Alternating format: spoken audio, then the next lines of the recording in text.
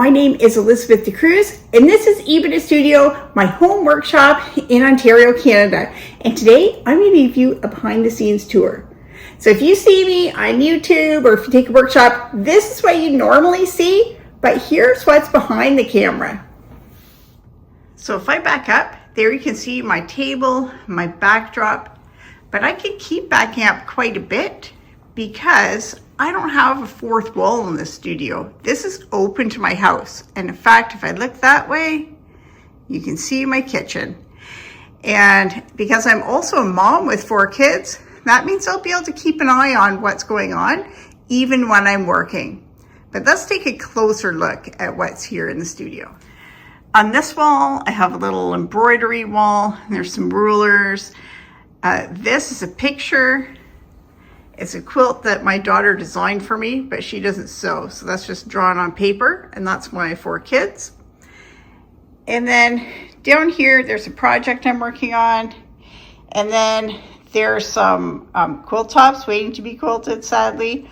There's a little ongoing project. That's my leader and ender project.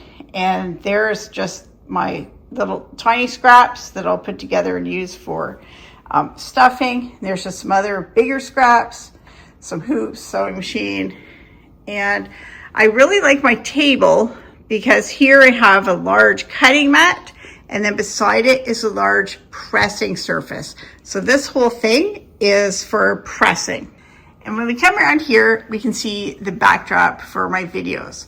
So this first cupboard, it has all quilting fabric, and it's vaguely sorted by color or by type, depends on what I'm working on. And the middle section has a bunch more little bins for organizing different things. And then if you look down here, we can see there's strips that are sorted by size. And then in the last cupboard, I have some more batik fabric, and then a bunch of linen and embroidery fabric, and then a whole lot of embroidery thread that's in there. And then on this wall, we can see I have a large window. I love the light that it comes in, but sometimes if you see my videos, you might see reflections on those glass doors, and that's from these big windows. So you can look for that, see if you see branches blowing or something like that. Because I love the light that it comes in, but it is natural light, so it's not as easy to control as these lights. These are lights for my videos when I'm making them. And then there's just more storage over there, my tripod. And then on the table, that little black arm, that's just an arm that I can put my camera in for doing top-down displays, so I can show you exactly what I'm doing when I'm stitching. And I do just store it there. That's the easiest place rather than trying to take it off the table. So a couple things that are special and personal to me is, first of all, this little diorama. That's a diorama of my workshop that my daughter made for me for Mother's Day the one year. And then in front of it, these are Korean ducks. They would traditionally be used as part of a wedding ceremony, but I purchased them when my husband and I went to Korea for our anniversary. That's just another tribute to the Korean influence in my work and how much I enjoy that country, even though I'm not Korean. And then over on this wall, we can see 2 embroidery pieces. So these were canvas work, tapestry embroidery, and they were done by my grandmother, and they were done in the 1970s, but I used to just stand and look at them in her house and try and figure out how all the stitches were done. And so I was lucky enough to be able to inherit them when she died. Thanks for joining me in my studio. I hope you've enjoyed this little peek of what's behind the scenes. And I know how lucky I am to be able to have a space like this to work in. For a long time, all the sewing I did was either at my kitchen table or at a little table in the corner of my bedroom. So I do really appreciate this space, but I also know that you can be creative no matter what kind of space you have to work in. So I hope that you enjoy making beautiful things in whatever space you have. Well, we've just had a chance to look at Elizabeth's beautiful studio, and now we have her here with us so that we can ask a few questions. The one I always start with is it always as tidy as we just saw in the video? No, it's not at all always this tidy. However, because I am right like out in public in my house, it does force me to keep it cleaner than I probably would if it was somewhere I could shut the door and walk away. Right, because you mentioned you've got four kids running Yes. around at the same time, and so it must be fascinating. Like, is it challenging at all to have the family going on around you while you're working? Sometimes, I mean, luckily they're not little kids anymore. When we first put it here, they range in age from 8 to 17, but now they're all like in their early 20s or close to 20s. So now they're more in and out, like getting something to eat. So it's not as distracting as if they were really little, but it lets me keep an eye on them and I can still kind of be really involved because they know they can just come and talk to me anytime. Yeah, no, So yeah, yeah. if I'm recording, I have to say, "Hey, I'm recording. Don't come in and make popcorn." But other than that, I like to be in the middle of things where I can see everybody. Absolutely. No, I think that's lovely that it's integrated into family life. And you mentioned that there are a few things around that your kids had made as well, including that beautiful diorama of your studio, Oh which I yes, thought was so yeah, clever. yeah. I know. And then just above that, I noticed that you've got a jar of thread. So Mm-hmm. what's going on there? So that is just a jar. So anytime if I'm doing embroidery or some kind of stitching and I have a little piece of thread left and it's big enough you could do something with it, I'll just throw it in there for storage. And then if I'm looking for a little piece, I can go through there instead of having to go back to the skein and take a new piece off. They're just little pieces I can use Oh, for fascinating. yeah. Okay, yeah, that's very yeah, very resourceful to keep them like that. I know that when I do embroidery, I'll often have like, sort of 6 or 8 inches or something, and it's enough to do a Yeah. few stitches with, but not Yes. necessarily, yeah, it's a bit of an issue about whether to keep it or not. And of course, I want to talk about your embroidery, but first, let's continue talking about what's behind you. You've got those scrap bins just underneath the diorama Yes. with the pink lids, and are those saved by size? I see Those inches. are saved by size, yes. So they're strips or part of strips that are like 1.5 inches or 2 inches. So yeah, those ones are not sorted by color. They're sorted by size because they're just left over from what's been cut. And I Mhm. do have other bins that are sorted by color, but those aren't any specific size. Okay, and so the ones that are sorted by size, those are all strips.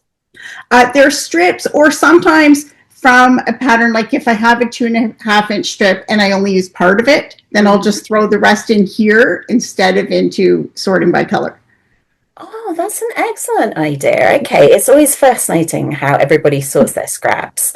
And in fact, I'm just working on a quiz at the moment about that. But okay, and then the other ones, is there like a minimum size that you'll keep, or do you keep, all the bits? So the smallest size I have here is 1.5 inches. If I have something like a strip, if it's bigger than kind of 3/4 of an inch, I'll keep it for strings, for string Mhm. projects. Um, I keep things pretty small, like, and I don't know if I should, but maybe around 2 inches square. And then I Yeah, look at it, it's like, oh, should I keep it? I don't know. that's my minimum size is 2.5 inches square, unless it's like really precious. Yes, And yes. then I've got a bag for like teeny tiny bits. But 2.5 inches square is the size you need for a 1 inch hexagon if you're English paper piecing. So that's my justification for that.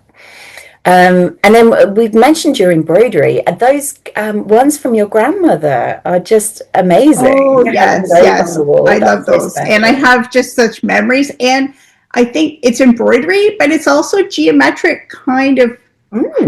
quilting um, style. So, yes, I just have memories of those as a kid. So I was really glad that I got those. Yeah, no, they're absolutely beautiful and in such good condition as well. And it's so Mhm. evocative to think of you looking at them as a kid and working out the stitches. I know I would do the same thing with embroideries in books and so on, scavenging the library. And you embroider yourself as well. What Yes, kind of yes, I do. things do you do?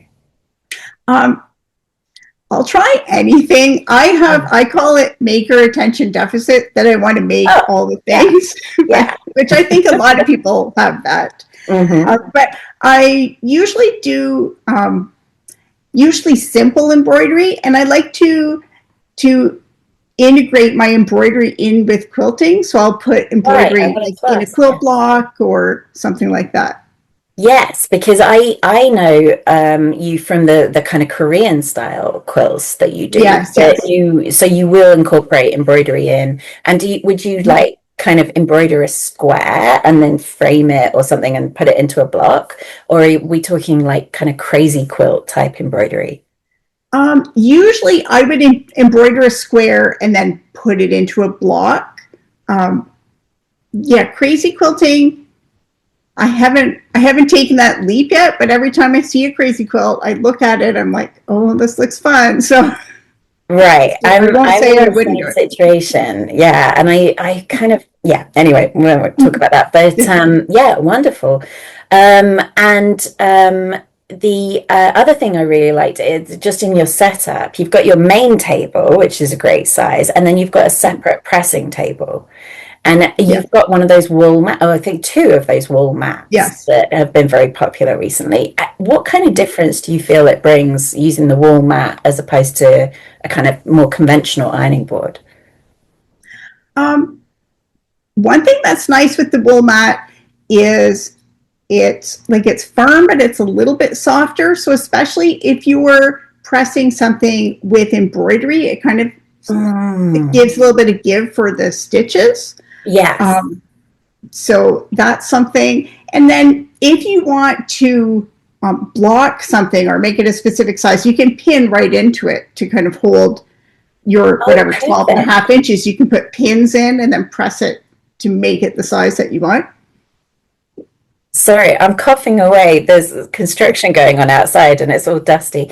Yes, that's a brilliant idea. Do you know, because I have one and have used it variously over the last couple of years and just recently managed to scorch a section of it, which of course Oh. looks very unattractive now, but not to worry. But it hadn't occurred to me to do the blocking on it, but of course it's perfect for that. Well, thank you so much. This has been amazing. I'm so enjoyed seeing your space. Where can people find you and bring you in for lectures and guilds or to follow your newsletters and sign up for classes? So my main website is epidastudio.com, and that's EPIDA studio.com. Excellent, and that will be in the notes, the video notes on YouTube as well. All right. Well, thank you so much for your time. It's been great. Oh, thank you. It's been great for the opportunity.